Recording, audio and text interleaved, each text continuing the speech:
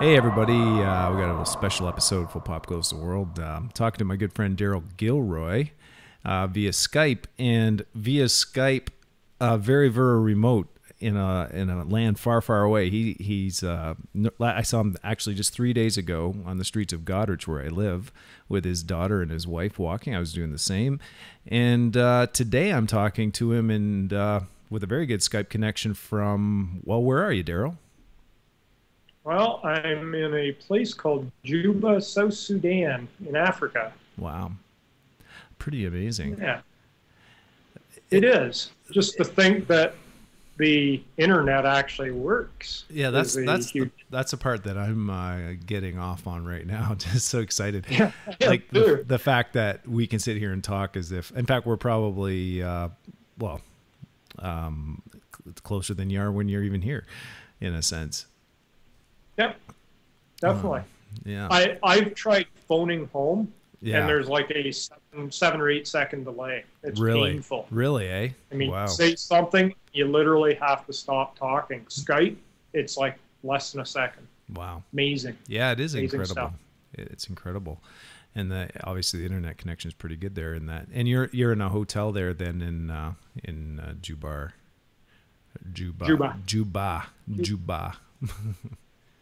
Yeah, Juba. So yeah. This is actually going to be the birth of a new country coming up in July 9th.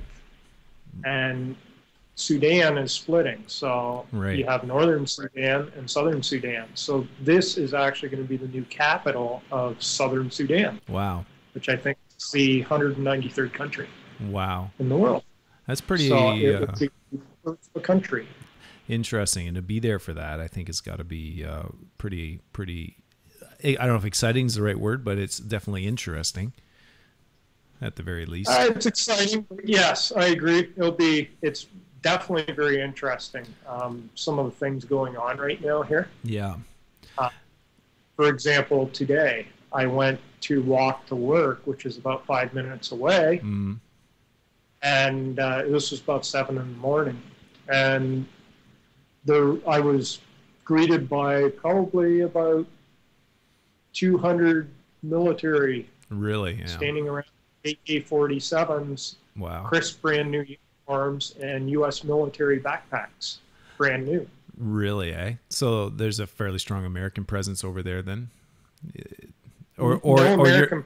So what you're talking So about, they had American gear. They're kitted out with American gear. Gotcha. Interesting. Most definitely.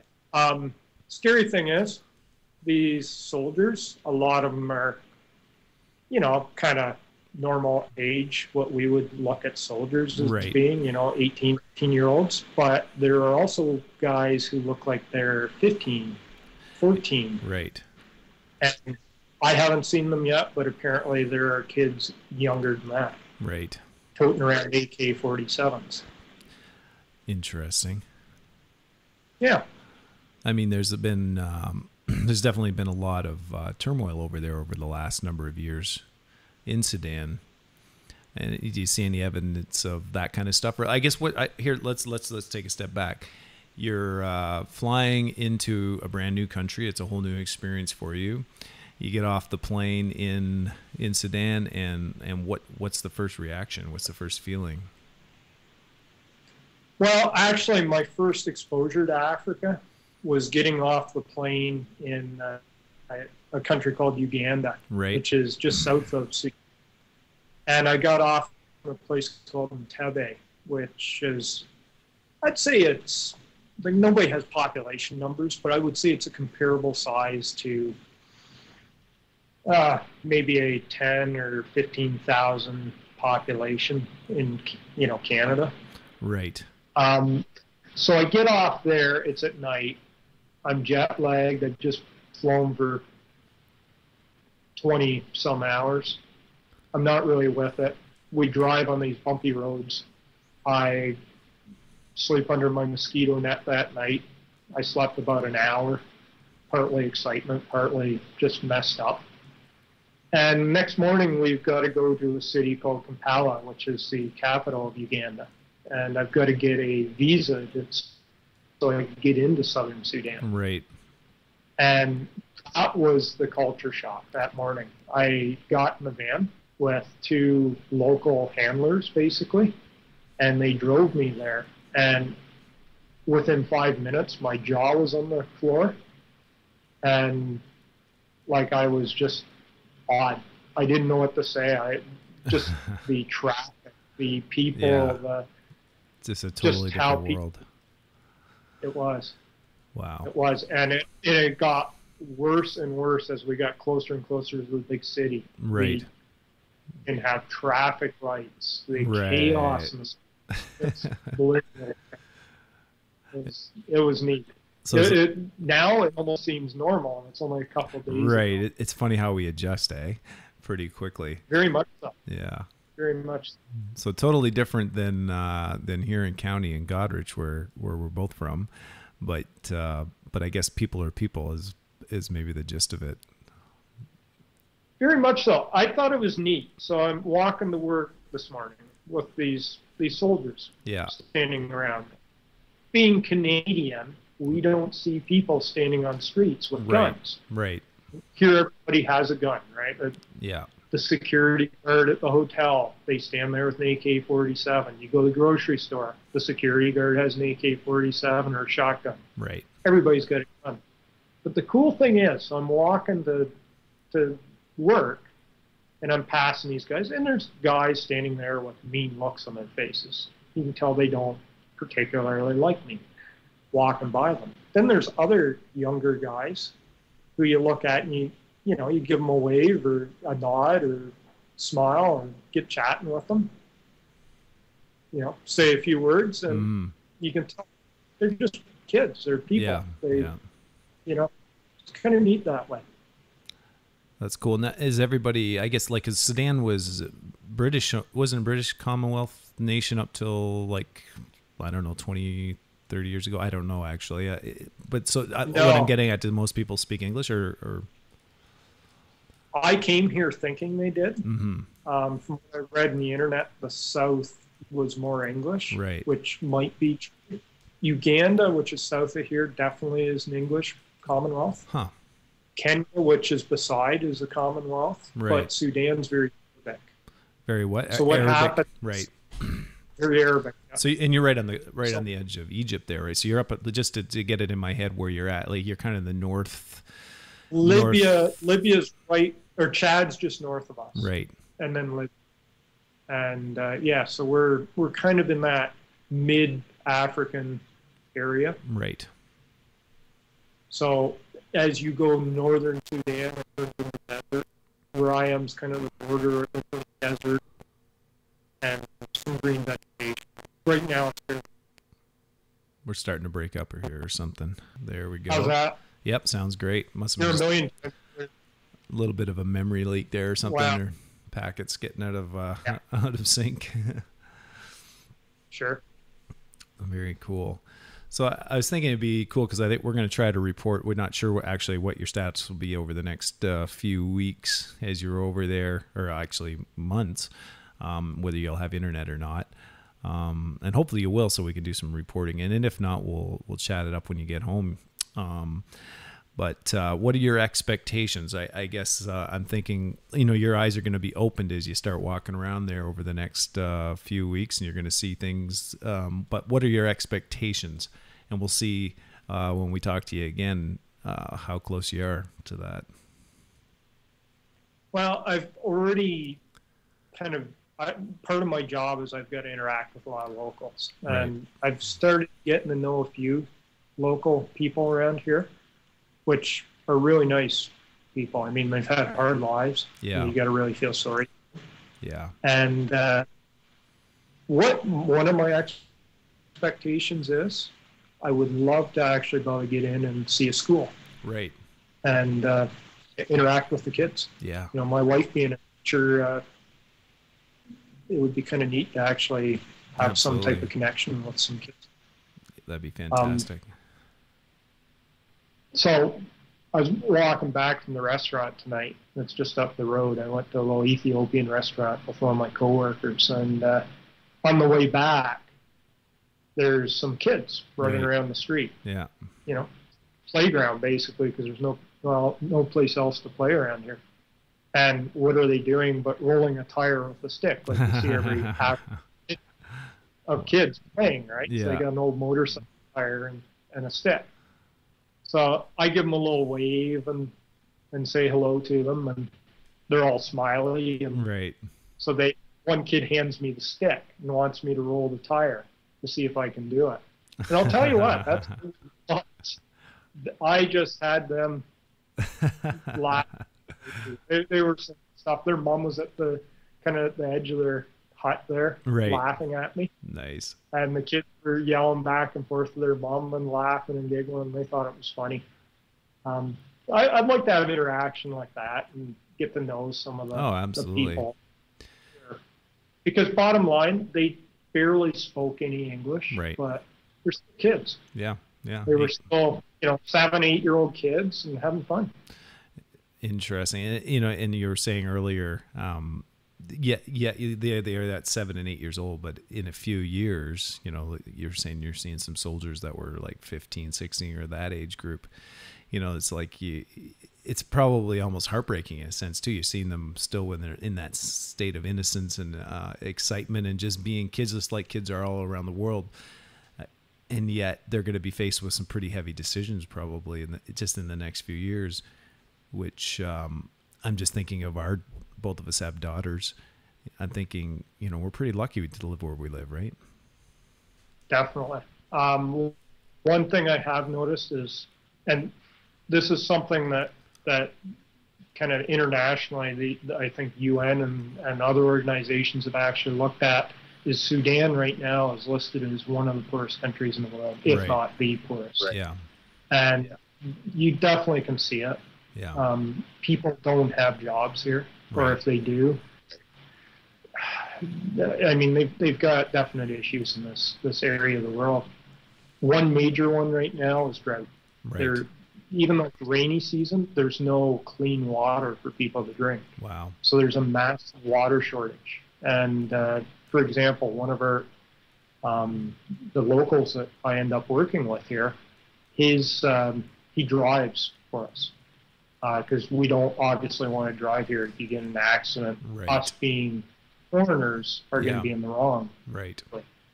So he drives us around. Well, he came to work and he was very dehydrated, very thirsty. And one of my coworkers got asking him what's going on, and he said we haven't had water for days. Really? He could drinking water. Wow. And of course we have like a water jug sitting in the corner, and Right. we let him just go to town on it. So during his lunch break, my coworker went and got a couple cases of water Mm-hmm. and threw it in the back of the van and said, I want you to go drive and give this to your family That's right awesome. now Wow. before they get worse. So The things he's got a couple kids and a wife at home. So and that's the things we take for granted. it is. I mean, something simple, water, Yeah. plumbing. And They don't have plumbing. Is Sudan one of those places that, in times past, there's been restrictions on aid and from the West and other countries getting into help these people? Do you know? I would like to say I'm pretty certain. I'm not 100% certain, but it sure looks like that. Yeah. If there hasn't, and I'm speaking totally from what I'm seeing, not from expertise of politics, but from what I see, if there was restrictions, it definitely has been into effect for decades because Right. there's been civil war for Yes. decades. Yeah. But if there wasn't restrictions, it's because nobody cared. Right. This place to me looks like somebody just kind of forgot about it. And guess what they have just found in Sudan? Oil. I'm sure. Yes. So now all of a sudden there's construction everywhere. Right. So they're building like crazy. For example, when I flew in the airport, they're building this massive terminal building. Right. It would be like the size of London or Hamilton's terminal building. Wow. And a little place like this. I mean, it's not so little. They say there's almost 1 million people live in the city now, Right. but they're in mud huts with grass roofs. So why do you need a building like that? Right. They're putting up, not high rises, but 4 or 5 story apartment buildings. Well, nobody can afford to live in those around here. Right. Oil money. And is there areas of Juba there that feel Western or feel like you're at home in a sense, or is it all completely different? Not at all. There isn't any place here that I felt like I was at home. Yeah. There's places you definitely feel comfortable. Right. I still haven't gone to any place that I definitely do not feel, uncomfortable. Right. One thing you get used to, and the thing I got used to when I was in Uganda, first thing I noticed was I was really the only Caucasian on the streets. And how does we that stand out. Go ahead? We're the minority. Yeah, I was just going to say, how does it feel to be a minority? You definitely stand out. Yeah. And it's an interesting experiment to throw yourself into something like this. I would think because so. African Americans, blacks in Canada, mm-hmm. you just start feeling for them because, all their life they've been discriminated, they've been pointed at. Yeah.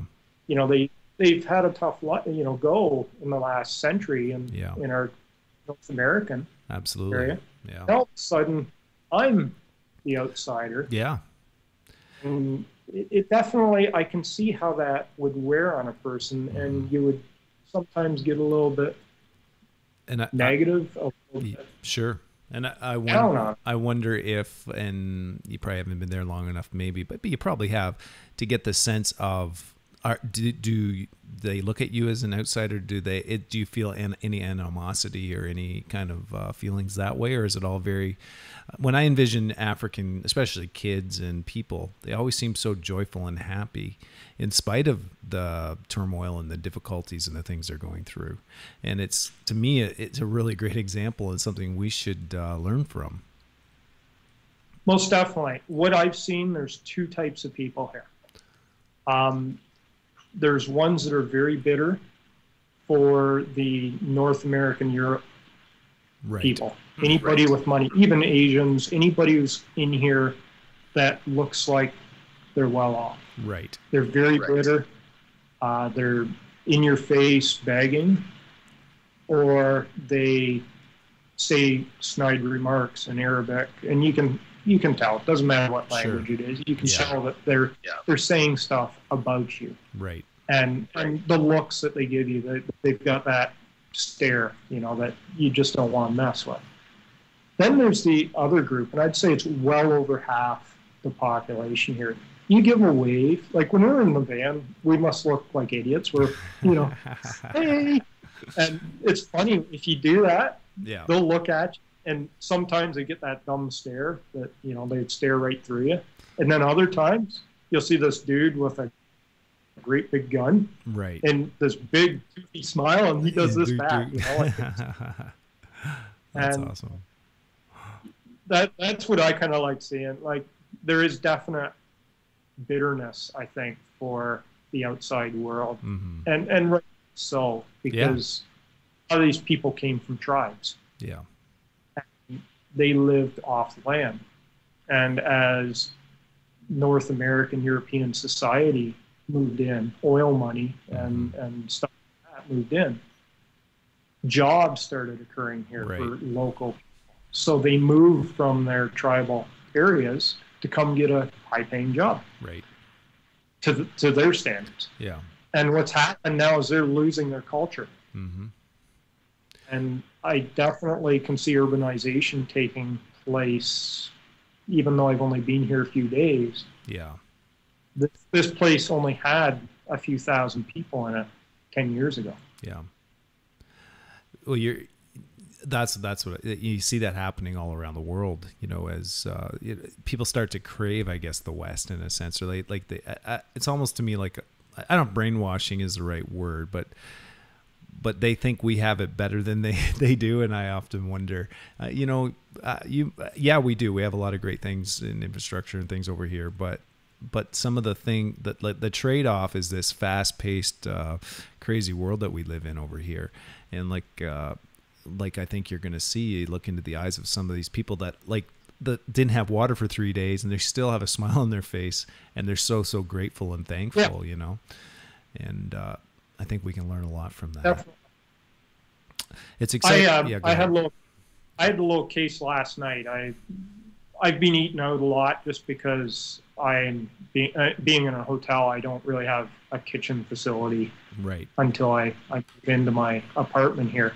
But I'm walking back from my coworker's apartment last night. There's a curfew here from 11 o'clock to 7 a.m. Right. And military closes off the streets. But I'm walking back. It's about 9:30 last night, and I've got my doggy bag in my hand and a bottle of water. Walking outside this apartment building, not thinking. You know, I'm thinking like a North American. Yeah, it's just like any other street. Just walking the street. Yeah. What happens? I get 10 feet, and somebody says something to me, and I look over, and it's obviously a guy who's starving. I mean, he looks horrible. Yeah. And so, of course, you know, my conscience tugs at me, and I ask him, because there's a guy standing next to him, do you want the pizza or do you want the water? Right. And I point. Well, he picks the food. I hand the other guy the water, and I say, have fun, guys. Nice. That happens here. Yeah. I don't know. I'm probably a stalker for feeling bad. I don't know. You can't feed them that's leftovers. But hey, man, food is food. You know, and I was wondering, is it a different kind of vibe? Like, I mean, we've both been to big cities here in North America where there's people on the streets begging or, you know, wanting stuff from me. Do you get the same sense? Because truth be told, 9 times out of 10, we kind of brush those people off in our big cities because, you know, they're going to go drink it away or do something, you know. I mean, there's the odd person where your heart goes out and you help them out and all that kind of stuff. And maybe that's wrong too, but I wonder if the vibe's a little bit different there. Like, it's legit.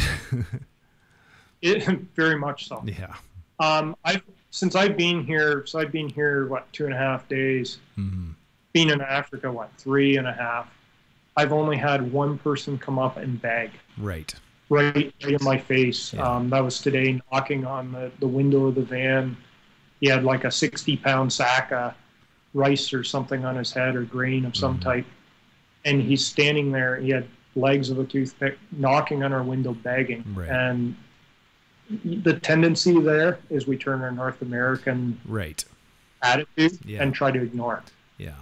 And I mean, we ended up driving off, which in the end I feel bad because I know he was in dire straits. Yeah. But on the other hand, we can't solve everybody's problem here either. And that'll probably end up being the frustration. Yeah. Yeah. That'll probably end up being a very frustrating thing because you'll just see so many needs, and so, you know, and all you can do is help so many, and you only have so many pieces of extra food and water and all that kind of stuff. And maybe that's where your hope is, if you can, you know, get into some schools and connect with some schools over here, you know, with your wife's class or something like that.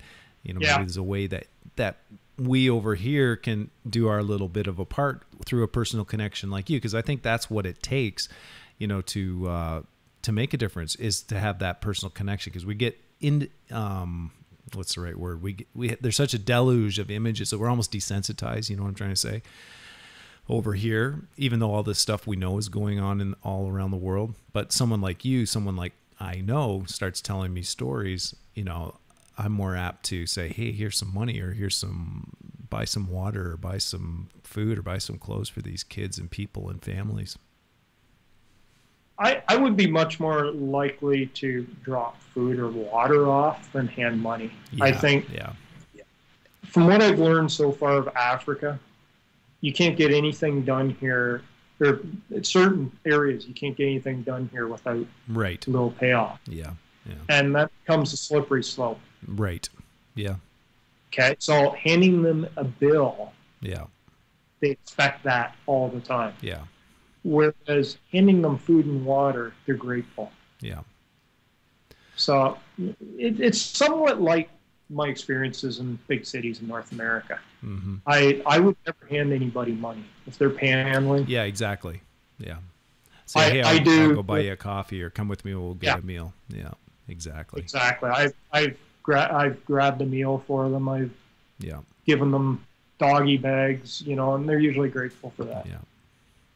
To hand them money, I think that's a slippery slope. No, I 100% agree with you. And maybe it's something as we continue this dialogue and connect with you, because I guess it's okay. Like, you're going to be back in Canada every, few months or so? Every 2 months. I'm over here 2 months, and I'm in Canada for 2 months, and then I come back here for 2 months again. So maybe it's going to be a rotating schedule for me.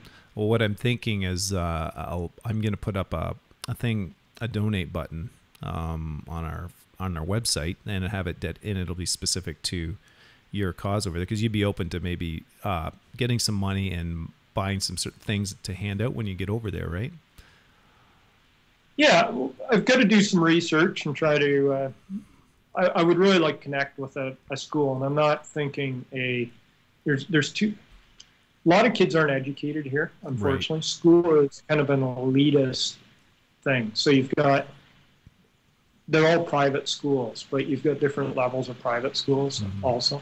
So I would love to connect with one of the maybe lower end private schools.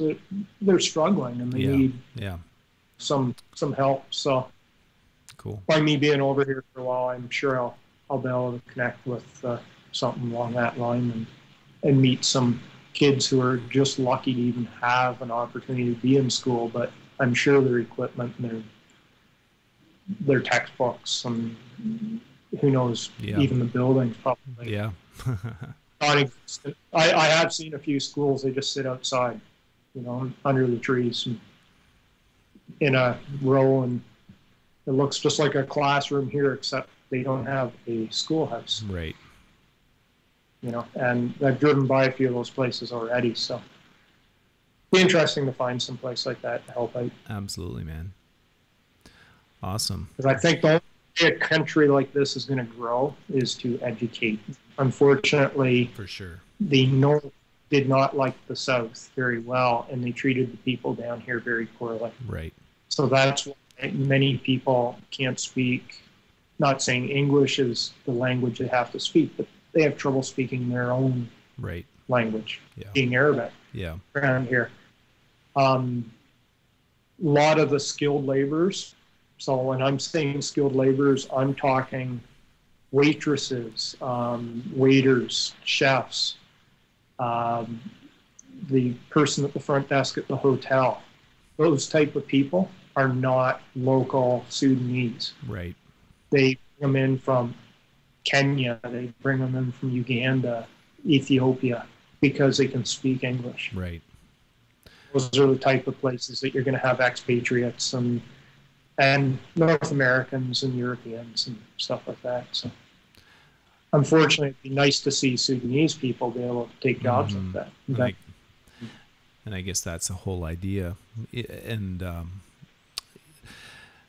I'm sure as you walk about and do your thing over there for the next little bit, you'll have some ideas and thoughts and things that little things that maybe you can bring back to us to say, hey, here's how we can help out. I kind of have a little plan here after watching some things for a while go down, and to be there at the birth of a country is pretty exciting. And is there actually, on that note, is there a sense of excitement about that, or is there a sense of conflict, a sense of fear, or is it a joyous transition, or is it something? I'm getting a little sense of both right now. Yeah.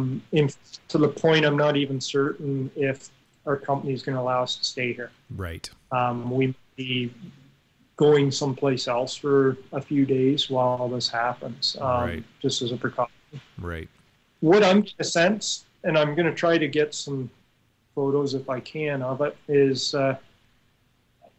there's everything here, intersections, say, on paved roads. Very few roads are paved, by the way, but the 2-3 roads that are paved here, They have like roundabouts Right. at intersections because you don't have stoplights here. There's no infrastructure that way. Right. And in the middle one, just down from my building, there's a great big sign that I would say in North America probably would have cost half to $1 million. Right. And it is the birth, I think it says birth of Southern Sudan. And it's counting down the days. Right. And it's a big electric, LED, all these It's like colors. Times Square. It is. And it's in the middle of this impoverished country, and they spent that much money Yeah, that's to crazy. count down, their independence. So yes, they are very excited about it. Another stuff like what happened to me today with the military being out, just for no real reason. They were searching people, Right. pointing guns at people and stuff. They don't tend to bother us as outsiders Right. because I don't know if they have orders not to or if they just feel that it's not worth their time. But they tend to bother other local people. And when I see that, what they were checking for today apparently was weapons. Right. And you see that, and I think there's definite fear that there might be something coming up, such as a rebellion or something like that. So there are definite politics playing in the place here that probably aren't positive right now. Right. Well, you be careful, man. At the same time, it's an adventure, and we don't need to worry about you because you got a good head on your shoulders that way. And we're well taken care of. Yeah, that's definitely great. The company I work for will not. They want us out of here if anything looks like it's gonna blow up. Yeah. And we do have an escape route, so awesome, man. We're ready to go. Well, I really do hope that we can continue this chat. When you get a little more settled, and that you'll have some kind of internet connection and all that, and we can check in from time to time. Worst case, we'll talk to you in a couple months, and when you get home, and do a recap, and you'll have lots of photos and all that kind of stuff. Most definitely. And to me, it's just great to have someone that we know in a spot like Jube there. Shining that spotlight, I guess, is the best way I can put it. It's like you're there, you're a guy on the ground, you can see firsthand what's going on, and there's so many things going on all around the world. I mean, we've all heard about, Darfur and that part of Sudan, but in this area here, there's a lot of things we don't know about, and hopefully you can tell some stories. Well, in fact, one of my jobs in the next week or so will take me to Darfur. Oh yeah. So that'll be interesting. I definitely will. I'm not going to have a lot of exposure there. Yeah. But I definitely am going to get to possibly see that region, which will be interesting. Very much so. It's still very much in turmoil, and there tends to be still a lot of fighting going on up there, even though the media is really covering it. So it'll be interesting to see. The media doesn't cover a lot of things that are going on. So that's the beauty of this kind of thing right here. We're just a couple guys doing a podcast, but that's technology has given us that ability to chat like this, and not just that, but share it out, right? And yep, yeah. Well, I know it's late over there, so. Daryl. I don't want to keep you up, and nope. or anything. My body's still got lagged from 4 days ago, so I bet. Pretty awesome. I'm still not sleeping nights. And the other thing is, if anybody ever comes over here, malaria pills are awful. Oh yeah, yeah. So are you looking for you're looking forward to your hallucinations tonight? Hallucinations. Unfortunately, I haven't had any real wicked ones yet. Apparently, a lot of people say the dreams just get worse and worse as you're on them. Right. The other thing that it's doing to me is I'll sleep for 3-4 hours, right, and then I'm up for the rest of the night, and I have to constantly urinate. Right. I mean, like every 5 minutes, I have to get up and urinate. Do you have to weird. stay on the malaria pill? Like, is malaria pill something you just take for a little while to get build up some immunity, and then you stop, or do you just have to keep taking them? There's two trains of thought. A lot of people I work with don't even take them. Right. And I just don't know enough about it yet. The doctors in North America suggest, yes, you got to be on malaria pills where you're going. And yes, there are a lot of mosquitoes. Last evening, I ate at a restaurant in the West Nile River. Right. And it's right on the banks. We were sitting these cool little tiki hut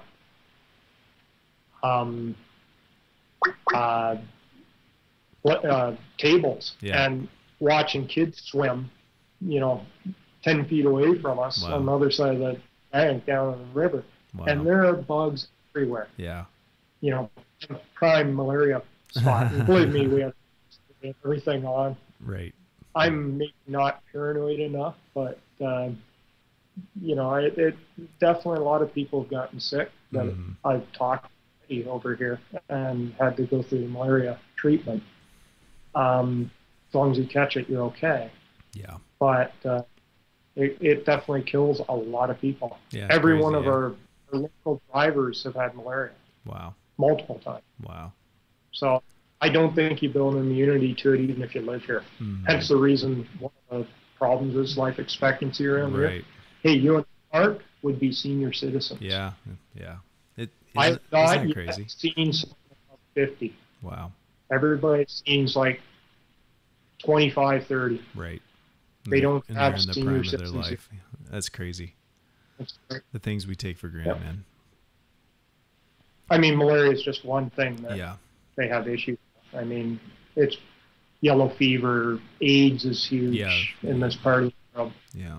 All that stuff really is, it just kills everybody off, unfortunately.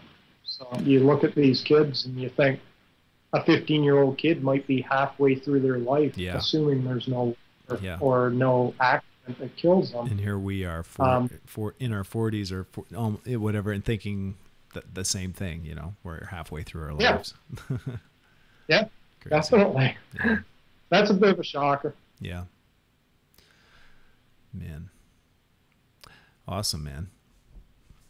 Oh, I really, part of me envies your experience, because I would enjoy that, seeing some of that stuff firsthand, and just, I think that's what it takes for us to, what's the word I'm looking for, to have that empathy, for our brothers and sisters in other parts of the world. And Africa's sitting at such an amazing place, I think, in the history of the world. I think it's it's on the edge of a great breakthrough, and it's, it very well could be over the next 100 years one of the great countries that rises to the top and all of that. So,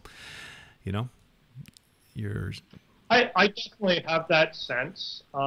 Unfortunately, to do that, it's going to look very North American or European. Right. So you're also losing a lot of Africa. Yeah.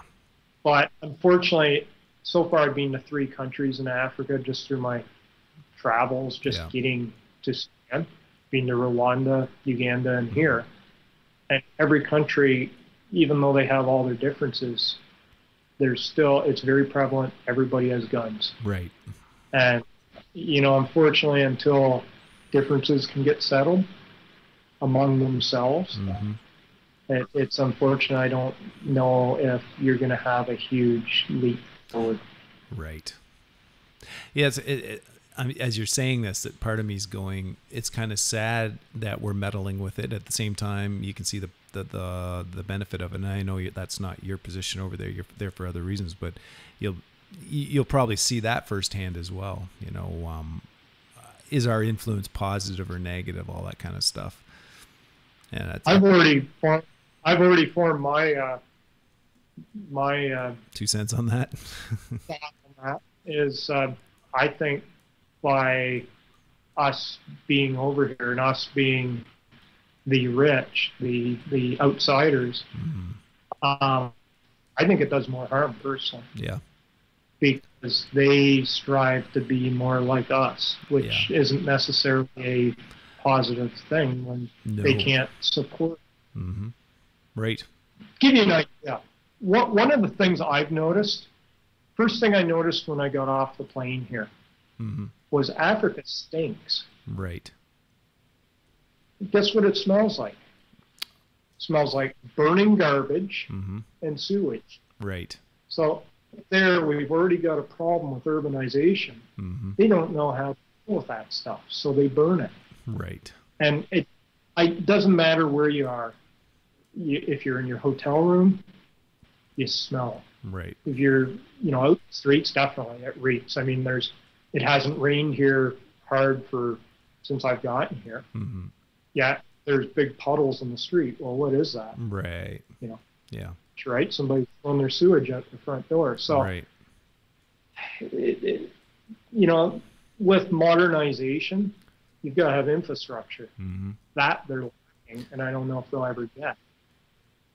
And if they do, it's going to be a very hard battle to put it in and, do it up properly. That's right, and to do it right. And if they do, it may leave them indebted too, like it may create other issues and other problems, indebted to countries that are investing in that infrastructure and all the things we've seen in other parts of the world and in our history so far. And I mean, as you're talking about them there, with guns and all that, I'm thinking really that's been going on for thousands of years. It's the tribal, it's that tribal, tribal way, something, and whether very much so. Yeah, whether that's good or bad or maybe it's the way it'll always be, who knows? A lot of the violence here, talking with people who've been here a lot more than I have been, they've alluded that a lot of the violence is still tribal. For sure. So even if you had reformed armies, a lot of it is still kind of tribal based. Yeah. And that's, I don't think you'll ever get rid of that. Yeah. I mean, they're always fighting for their own causes. And unfortunately, they've gone from bow and arrows and slingshots to AK-47s. Right. It's a shame that they've been able to get weapons like that to continue these battles. So, I don't know if you'll ever see, obviously you and I, Mark, we've talked about this, world peace, right? Right. Look at where most of the problems in the world are right now. It's on this continent. Yeah, absolutely. I don't know if you'll ever see total peace in this continent. No, I mean, not until we can reconcile our differences. And then you still even wonder, like, I mean, this is totally, doesn't even come close to what they're experiencing over there. But, okay, there was a hockey game a week or so ago over here in North America, in our country, in Vancouver. People went nuts, right? And rioted and kicked down doors and robbed stores and blah, blah, blah. And when I was watching that on television, it made me wonder, well, it made me think, there's our animal nature. Like we, as human beings, like we think we've come so far, but lurking deep within us is this animal nature that maybe is our true state. And we've just worked hard at masking it or not being that way. And in a way, maybe, in spite of the horrific consequences of the turmoil over there, maybe that we just need to get it out of our system so we can. Maybe that's the only hope we have for world peace, is what I'm getting at. And if we keep putting Band-Aids on it, maybe we just keep delaying the hope. I don't know. I do feel that there is a need for war the odd time, but when you're at it for hundreds, if not thousands of years, it becomes a way of life. Yeah, right? exactly. I look at a lot of these 25-year-olds in army uniforms and guns. That's all they've known. Yeah. That's all their dad knew. That's all their grandfather knew. Yeah. They grew up knowing that they were going to have to do that. Yeah. I've talked with a couple of this was in Uganda. I talked with my driver there, and I asked him, "What do you think about your government?" He seemed to first kind of give the politically right answer. Oh, it's fine. Yeah. I said, "Well, do you find that there are any problems that you want to change? Right. No, our government's corrupt. Right. I said, well, what can you do about it? Can you get a new person elected in? They just did. Right. So they're already uncomfortable with the government. Right. And I said, well, what do you guys do about that? I said, we go to war. Right. So even though there's a democratic system, Yeah. they don't care. Yeah. Yeah. They feel it doesn't work, and instead of re-electing a new person or electing a new person and kicking out the person in office, they go to civil war because they can't wait for that. Right. And I guess, if we were in that desperate state over here too, where I have to go right now and search for water and food for my family, who knows what I would do, and I probably wouldn't be thinking too much about who's in charge and all the rest either. Like, you know what I mean? Like, you're just in a state of desperation all the time. It's survival mode. Yeah. Yeah. When it gets to that stage, it's survival mode. Yeah. And you're thinking the best for your friends and family, right? Yeah. Yeah. Absolutely, so man. That's definitely, I can feel for them that way. Mm-hmm. Understand it. I have trouble because, again, I'm in the thought of a North American who's never seen a war. Yeah. Yeah. You and I know you've been into it, Mark, watching, war flicks and being kind of fascinated with that as a kid and growing up. And, it looked very, I don't know if glamorous is the right word, but there's a romantic element. Yeah, there is. Only because we didn't experience it, though, right? Like you talk to the guys, and we have had that. We've had the privilege to talk to some of these guys, in some film things that we've worked on and things. And when they talk about it, it's not with glamour, and it's not the way we envision it. And it's because we're so desensitized to it in a sense. All worth looking at. It's the same as you. Some people are going to listen to go, man, and I'm even saying this, man, what a great adventure. You know what I mean? Because there's something that we enjoy about going to another place and experiencing different things and people and all of that. But what we aren't accounting for is some of the horrors and the things that we might see that shape us for the good or for the bad, for the rest of our lives. But at the same time, I think it's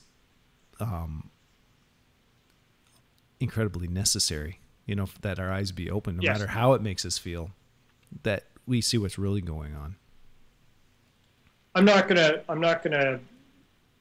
say I'm comfortable over here. Yeah. Because definitely I am totally out of my element here. Yeah. And I know that, which probably keeps me safer. For sure. Right. I'm not going to do something foolish, but I kind of agree. It's a different way of thinking. It's a different way of life, and there is need. Yeah. Probably in some cases, but there's some wasteful, fighting also. So it obviously you and I will never, be able to solve that problem. Nope. And people have worked on it for centuries, but thousands of years. But it's just a way of life for people over here. But what we can do is 1, 2, 3, 4, half a dozen people, we can make a difference in their lives, and that's really all we can do. Just like we can over here, and same deal over there. And the thing is, the little bit that we would do for someone here goes a long, long way over there.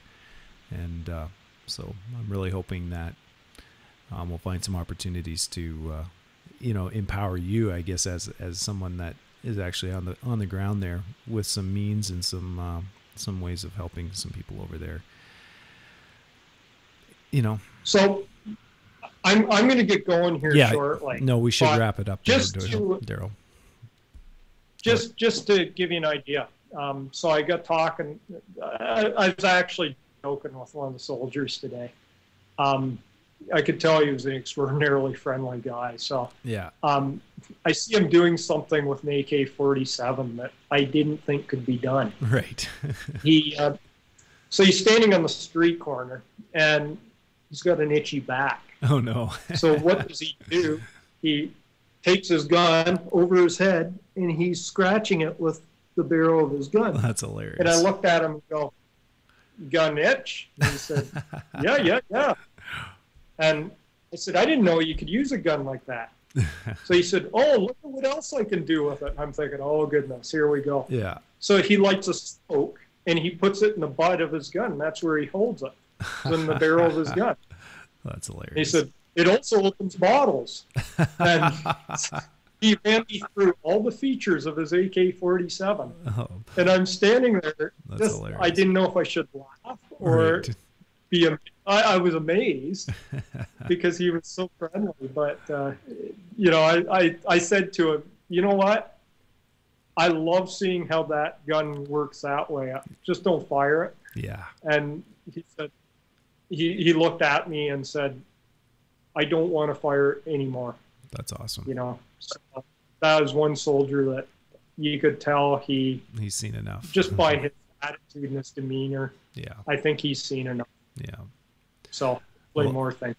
That's a good way to close this podcast, and maybe with the wish that may all our guns be used only to scratch our backs and hold our cigarettes, and or other areas that might not be reachable. In fact, let's use them for anything but killing each other. How's that sound? That's right.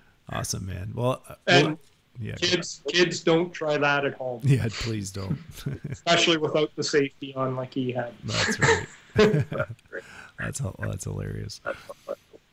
Awesome, brother. Well, we'll be checking in with you hopefully soon, if we can. And in the meantime, stay safe there and have a good sleep and all the rest. And can't wait to hear more stories. Will do. Okay, and it was fun talking to you. Yeah, it's always fun talking to someone that speaks the same tongue as myself. So. Good stuff. Well, I'll keep the Skype on, and I'll watch for yours to light up. And I'm excited for you over there, Daryl. It's a great adventure, and can't wait to have my eyes opened by what you see. Sounds good, and I'll bring home lots of pictures. Awesome. Unfortunately, I'm going to start losing my good internet connection in about 7 or 8 days. Right.